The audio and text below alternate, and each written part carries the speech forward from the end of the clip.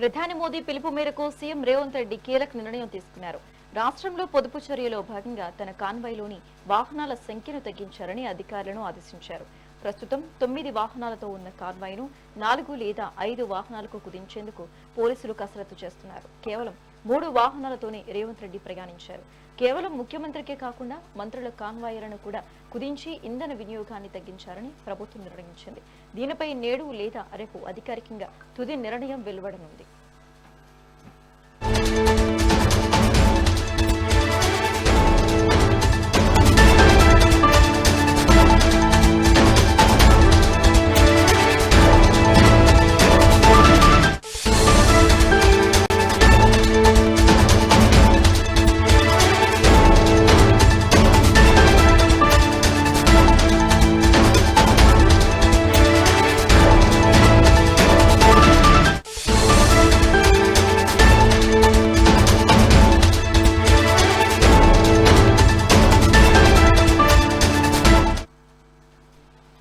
ప్రధాని మోదీ పిలుపు మేరకు సీఎం రేవంత్ రెడ్డి కీలక నిర్ణయం తీసుకున్నారు. రాష్ట్రంలో పొదుపు చర్యలో భాగంగా తన కాన్వాయ్లోని వాహనాల సంఖ్యను కుదించారని అధికారులను ఆదేశించారు.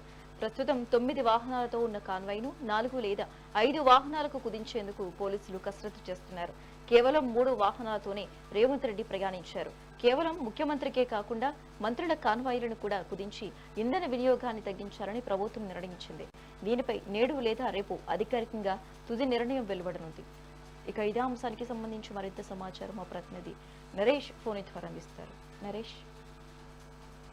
శశిరేఖ, ఇటు తెలంగాణ రాష్ట్రంలో ప్రభుత్వ వ్యయ నియంత్రణతో పాటు ఇంధన పొదుపుపై ముఖ్యమంత్రి కీలక నిర్ణయాలు తీసుకున్నట్టుగా తెలుస్తోంది. దీనికి సంబంధించినటువంటి ఏదైతే చమురు పొదుపు విషయంలో ప్రధాని నరేంద్ర మోడీ ఇచ్చినటువంటి పిలుపు మేరకు ముఖ్యమంత్రి రేవంత్ రెడ్డి కూడా ఒక ముందడుగు వేసినట్లుగా చెప్పుకోవచ్చు. అయితే తన కాన్వాయ్లోని ఉన్నటువంటి వాహనాలను అవసరాన్ని బట్టి తగ్గించాలని అధికారులకు సూచించినట్టుగా సమాచారం. ఇందుకు అనుగుణంగా ఇంటెలిజెన్స్ ఉన్నతాధికారులు కూడా కసరత్తు ప్రారంభించారు. అయితే ప్రధాని మోడీ ఇచ్చినటువంటి పొదుపు చర్యల పిలుపు నేపథ్యంలో సీఎం కాన్వాయ్ వాహనాల సంఖ్య తగ్గించే అంశంపై ప్రభుత్వం సీరియస్ గా కసరత్తు చేస్తుందని కూడా చెప్పవచ్చు. ప్రస్తుతం ముఖ్యమంత్రి కాన్వాయ్ లో ఉన్నటువంటి సుమారు 9 వాహనాలు కొనసాగుతుండగా దానికి సంబంధించి 4 నుంచి 5 వాహనాలకు పరిమితం చేసే అవకాశాలను కూడా అధికారులు పరిశీలిస్తున్నారు. అయితే భద్రతా ప్రమాణాలకు ఎలాంటి ఇబ్బంది కలగకుండా ఎంత మేరకు వాహనాలను తగ్గించవచ్చు అనేటువంటి దానిపై కూడా పోలీస్ శాఖ ప్రత్యేక అధ్యయనం కూడా చేస్తుంది. అయితే ఇప్పటికే భద్రతా అధికారులకు కూడా సీఎం రేవంత్ రెడ్డి స్పష్టమైనటువంటి సూచనలు చేసినట్లుగా సమాచారం.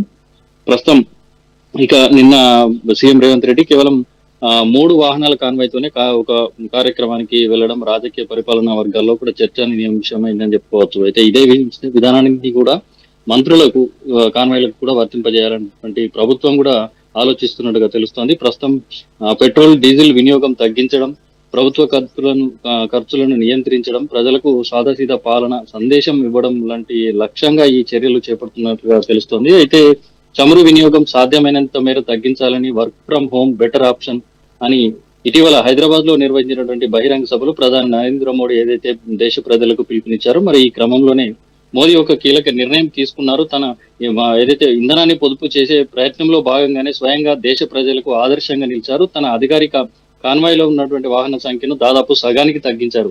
అదేవిధంగా బంగారం కొనుగోలు ప్రస్తుత దేశం ఎదుర్కొంటున్నటువంటి సమస్యలపై కూడా ఆసక్తికరంగా ప్రసంగించారు. అయితే దీనికి సంబంధించి ఏదైతే మోదీ పిలుపు మేరకు పలు రాష్ట్రాల ముఖ్యమంత్రులు కూడా వాహనాల కాన్వాయ్ తగ్గింపు చర్యలపై కూడా ప్రత్యేక దృష్టి సారిస్తున్నట్లుగా తెలుస్తోంది. ప్రస్తుతం తమ కాన్వాయ్ లో ఉపయోగించేటువంటి వాహనాల సంఖ్యను తగ్గించాలని ఏపీ సీఎం చంద్రబాబుతో పాటు డిప్యూటీ సీఎం పవన్ కళ్యాణ్ కూడా నిర్ణయించి ఆ మేరకు కూడా చర్యలు చేపట్టారు. ఇక